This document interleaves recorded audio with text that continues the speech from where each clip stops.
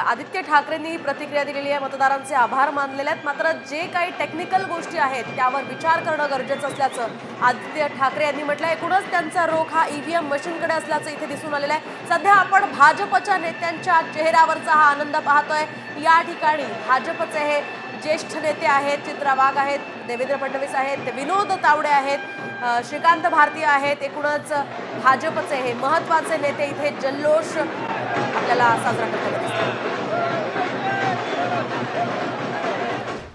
मोठी बातमी या क्षणाची। जोगेश्वरी पूर्वेत ठाकरे गटाचे बाळा नर विजयी झाले।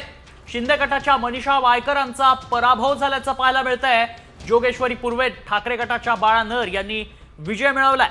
एकूणच शिंदे गटाच्या मनीषा वायकर यांचा हा पराभव आहे। त्या ठिकाणी रवींद्र वायकर यांच्या त्या पत्नी होत्या। खरं तर मनीषा वायकर यांचाच विजय होईल असा विश्वास शिंदे गटानं व्यक्त केलेला होता, मात्र त्या ठिकाणी त्यांना पराभवाचा सामना करावा लागलेला आहे। जोगेश्वरी पूर्वेमध्ये ठाकरे गटाचे बाळा नर हे विजय झाले। कुठेतरी ठाकरे यांच्या मतदारांनी त्या ठिकाणी त्यांना कौल दिलेला आहे आणि आता लोकसभेमध्ये रवींद्र वायकर यांचा खरं तर विजय झालेला होता, मात्र त्यांच्या पत्नीचा विधानसभेमध्ये मनीषा वायकरांचा पराभव झालेला आहे।